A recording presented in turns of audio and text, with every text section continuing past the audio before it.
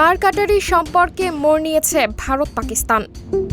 সম্প্রতি কাশ্মীরের পেহেলগাম এলাকায় পর্যটকদের ওপর ভয়াবহ সন্ত্রাসী হামলার জেরে ভারত পাকিস্তান সম্পর্ক একেবারে তলানিতে ঠেকেছে। ওই হামলায় ২৬ জন নিহত হন।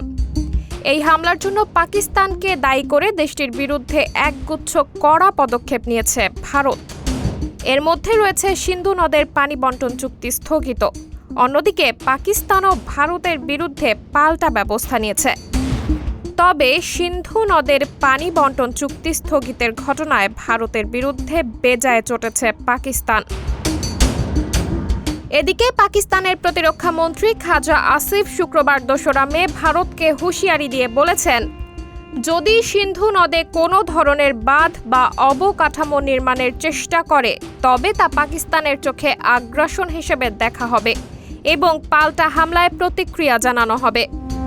আরও বলা হয়, ভারত যদি সিন্ধু নদে কোনো ধরনের কাঠামো নির্মাণের চেষ্টা করে আমরা তা গুঁড়িয়ে দেব। এটা আমাদের জাতীয় নিরাপত্তার প্রশ্ন।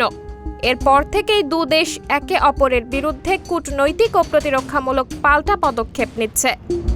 ভারত একতরফাভাবে সিন্ধু পানি চুক্তি স্থগিত করে, পাকিস্তানি নাগরিকদের ভিসা বাতিল করে এবং ওয়াঘা আটারি সীমান্ত বন্ধ করে দেয়। পাল্টা জবাবে পাকিস্তান ভারতীয় কূটনীতিক ও সামরিক উপদেষ্টাদের বহিষ্কার করে এবং শিখ তীর্থযাত্রী ছাড়া ভারতীয়দের ভিসা বাতিল করে। জিও নিউজের নয়া পাকিস্তান অনুষ্ঠানে খাজা আসিফ বলেন, ভারত যদি সিন্ধু নদে কোনো ধরনের কাঠামো নির্মাণের চেষ্টা করে আমরা তা গুঁড়িয়ে দেব। এটা আমাদের জাতীয় নিরাপত্তার প্রশ্ন।